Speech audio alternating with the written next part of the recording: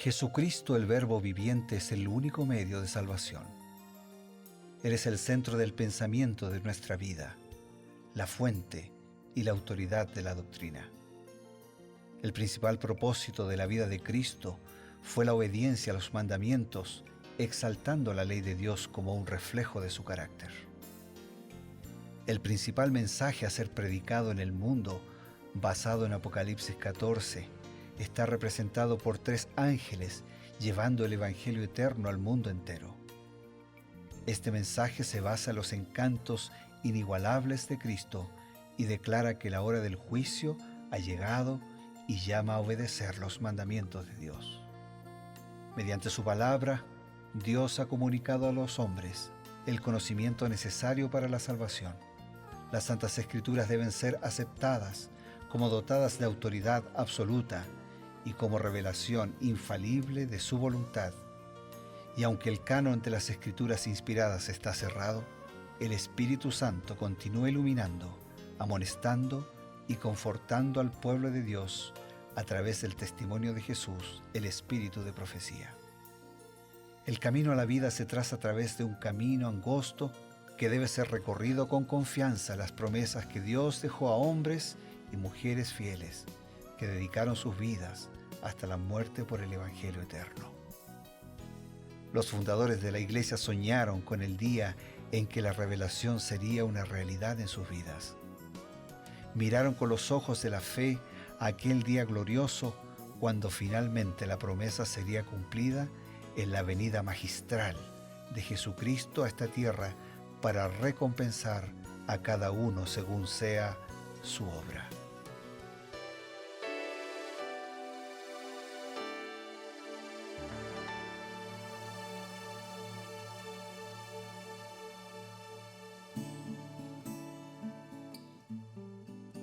Al igual que cada día, queridos amigos, tenemos el grato placer de encontrarnos a través de la señal del Nuevo Tiempo.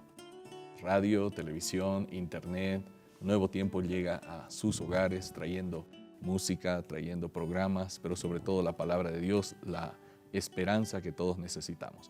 Hoy en Creed en sus profetas, como cada día, tenemos el placer de presentarles una porción de las Sagradas Escrituras acompañado, en realidad profundizado por el estudio del espíritu de profecía. Para esta tarea siempre nos convocamos en torno a esta mesa juntamente con el pastor Bruno Razo. Sí, lo hacemos, Pastor Eber, con el placer de encontrarnos con Dios, de encontrarnos con su palabra, de encontrarnos con tantos amigos, con tantos hermanos, con la misma necesidad, con el mismo deseo, con la misma búsqueda ferviente del mensaje, de la palabra, de la voluntad, del contenido de Dios para nuestra vida. Hoy nos detenemos en el capítulo 5 del libro de Job. Pues bien, el capítulo 5 del libro de Job nos está presentando, pastor, la continuación de la reprensión de Elifaz a Job. Elifaz era un amigo de Job, ¿no? Era un amigo que viene a visitarlo para consolarlo de las desgracias, ¿no? Y lo termina acusando. Y sí, en realidad lo que decía, mira, Job, lo único que tú tienes que hacer es reconocer que eres un pecador. Y evidentemente todos somos pecadores, pero detrás de la acusación de Elifaz y de sus amigos era decir, mira, tienes que reconocer que tus problemas vienen a causa de que de alguna manera... O sea, a veces hay un dolor que es resultado directo de nuestro pecado. Claro. Pero no siempre el dolor es resultado directo de mi pecado, sino resultado de la existencia del mal y del pecado en el mundo. Claro. Yo puedo sufrir de manera directa porque cosecho lo que yo siembro, o puedo sufrir de manera indirecta. Ahora, este amigo, que tenía poco de amigo, él ya determinó que la causa era directa. Tu sufrimiento es por tu pecado. Te arrepientes de tu pecado, se termina el sufrimiento. Fácil, sí, ¿no? Sí. Y es interesante porque ellos habían ido ya con una agenda. Y la agenda decía, vamos a convencerlo a Job de que reconozca públicamente y entonces vamos a orar por él para que el Señor quite sus males y sus dolencias, ¿no? Elifaz reprende a Job, considera que el mal que le está aquejando a Job proviene de Dios. Surge una pregunta, cuando nosotros reprendemos a un amigo, a un familiar, a un hermano de iglesia, ¿cómo debiéramos proceder? Es buena la pregunta porque cuando hay verdadero amor, si realmente hay errores o pecados, tenemos que reprender. Pero ¿cómo lo hacemos? Elena de White dice así: para el avance de su causa en la tierra, el Señor nombraría a hombres que traten con los que yerran, pero que sean bondadosos, considerados y cuyos caracteres revelen la similitud de lo divino. Hombres que muestren la sabiduría de Cristo al tratar asuntos que se deben mantener en privado y quienes cuando tengan que hacer alguna obra de corrección y reprensión sepan cómo guardar silencio delante de quienes no les concierne. No debemos dar oportunidad a los incrédulos de hacer del pueblo de Dios, ya sean obreros o laicos, el objeto de sus sospechas y juicio injusto. Entonces, a veces hay alguien que hizo realmente algo malo, Claro. y que reprenderlo significa amarlo, porque significa ayudarle a que deje de hacer lo malo. Ahora, en primer lugar, tenemos que estar seguros que lo hizo. En segundo lugar, tenemos que estar seguros que realmente es malo. Y lo que me prueba si es malo o bueno es si armoniza con lo que está escrito en la Biblia. Porque si no, es mi parecer, tu parecer. A mí me parece que está bien, me parece que está mal, pero no es lo que a mí me parece, es lo que le parece a Dios. Ahora, una vez que eso está claro, nos manejamos los dos por lo que le parece a Dios. Ahora tengo que acercarme de manera bondadosa, de manera comprensiva, de manera humilde, en privado. A veces ocurre que no nos acercamos a la persona, le contamos a todo el mundo el supuesto mal que has hecho y la persona no sabe nada. Entonces no lo estoy amando, no estoy buscando corregir, no estoy buscando ayudarle. Lo que nosotros tenemos es que acercarnos de manera privada a la persona y ayudarle a la persona, primero a estar seguros de que hizo mal, segundo a darle todo nuestro apoyo espiritual, logístico, estratégico, para que él pueda superar, para que pueda corregir, para que pueda crecer en las virtudes del Señor y en las virtudes del Evangelio. Pastor, la cita que nos leyó menciona que hay que hacer alguna obra de corrección y reprensión. No está negando el hecho de que hay que hacerlo, es decir, no está diciendo nunca hay que reprender porque todos en la iglesia son santos, no, definitivamente, pero dice hay que hacer la obra de reprensión y corrección. Siempre hay dos posiciones extremas, ¿no? Aquellos que dicen no hay que corregir nunca, digamos la falsa misericordia, ¿no? Nunca hay que decir nada. Por el otro lado están aquellos que son muy rápidos para incluso adelantar un juicio, ¿no? Sin antes tener todas las pruebas. Entonces, entre estos dos extremos, parece ser que el consejo de Elena White es mantener el equilibrio. Sí, hay que hacer una obra de corrección y reprensión, pero ¿cómo? ¿No? Bueno, ahí dice de manera bondadosa, de manera comprensiva, teniendo el Espíritu del Señor, buscando realmente ayudar a la persona que está en el error para que pueda entender, disuadirse, persuadirse y ser transformada de su error. Otra cosa que me llamó la atención es que dice que esta persona que debe realizar este trabajo de corregir, de reprender, dice debe saber cómo guardar silencio delante de aquellos que no les concierne, es decir, que no tienen nada que ver con el asunto. Porque a veces lo que ocurre es, hablamos de tu mal con todo el mundo menos contigo. Entonces no te estoy ayudando. Porque la única manera de ayudarte, si realmente estás mal, es hablando contigo para que superes lo que está mal.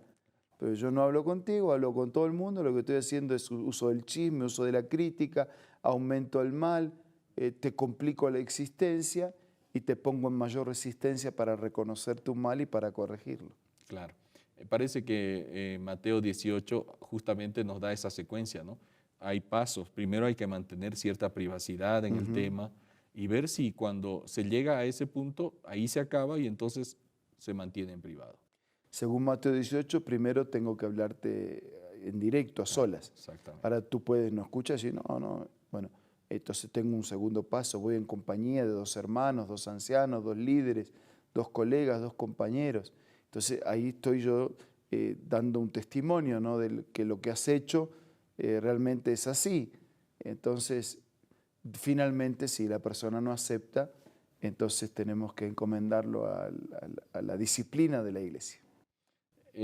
Parece ser que la cita se refiere a personas que Porque dice, para el avance de su causa en la tierra, el Señor nombraría a hombres. Quiere decir que estamos hablando en cierto sentido del liderazgo también en la iglesia local o a un nivel mayor, el tema de nombrar hombres que sepan ser discretos al momento de hacer la obra de corrección y reprensión. Sí, así es.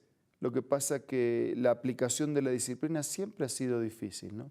Lo es para un padre, lo es para un profesor, Claro. lo es para una autoridad, cómo ser justo, cómo mantener la autoridad, cómo cuidar del respeto por la ley y al mismo tiempo el respeto por la persona.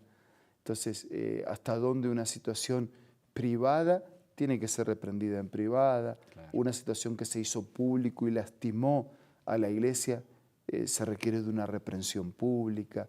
Es decir, nosotros tenemos que dar los pasos bíblicos y sin olvidar que el objetivo de la disciplina en la iglesia, igual que en la familia, padres a hijos, es amar y restaurar. ¿Sí? Porque yo amo, disciplino, ¿no? Esa es la razón. No es disciplino porque tengo odio, porque tengo bronca, porque tengo venganza. Esa no es disciplina. La disciplina es por amor, para que seamos diferentes. Gracias, pastor. Justamente ese concepto sobre la disciplina, que debe ser restaurativa, redentiva, es algo que necesitamos todos. Amigos, mientras meditamos en esto, vamos a recibir algunos consejos y enseguida volvemos. ¿Qué tal? Presta mucha atención a esta cita. Jacob prevaleció porque fue perseverante y decidido. Su experiencia atestigua el poder de la oración insistente. Este es el tiempo en que debemos aprender la lección de la oración que prevalece y de la fe inquebrantable. Las mayores victorias de la Iglesia de Cristo o del cristiano no son las que se ganan mediante el talento o la educación, la riqueza o el favor de los hombres. Son las victorias que se alcanzan en la cámara de audiencia con Dios, cuando la fe fervorosa y agonizante se hace del poderoso brazo de la omnipotencia. Qué lindo, ¿verdad? Esta cita tú la encuentras en el libro La Oración, escrito por Elena G. de White. No puedes perder este maravilloso libro de tu biblioteca personal. Así que te invito una vez más a que visites la página www.aces.com.ar o también puedes hacerlo visitando una iglesia adventista del séptimo día cerca o próximo del lugar donde tú te encuentres. También, si te gustan las aplicaciones y la tecnología, descárgalo como Elena G. de White del App Store o del Play Store.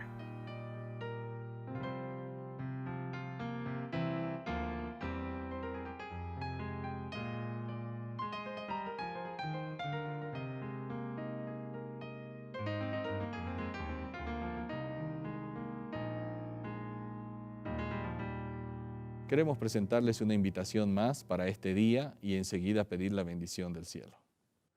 Yo diría para cerrar que en este tema, como en los demás temas, tenemos que aplicar el principio de la regla de oro. Todos necesitamos crecer y ayudarnos, disciplinar y ser disciplinados. Entonces, si en algún momento tenemos que disciplinar, que tratemos a los demás de la misma manera que esperamos cuando nosotros seamos disciplinados, seamos tratados de la misma forma. Ahora vamos a orar. Querido Dios, gracias porque tú disciplinas a tus hijos para hacernos mejores y para encauzar nuestra vida hacia la eternidad. Ayúdanos a ayudarnos mutuamente y al disciplinar o al ser disciplinados, que la motivación del amor, de la restauración y de prepararnos para tu reino sea la que gobierne nuestros sentimientos, nuestros pensamientos y también nuestras acciones. Bendícenos a todos, te lo pido, te lo agradezco en el nombre de Jesús. Amén. Amén. Esto ha sido Creed en sus profetas. El día de hoy, meditando en la reprensión y cómo debemos hacerlo. Nos encontramos el día de mañana.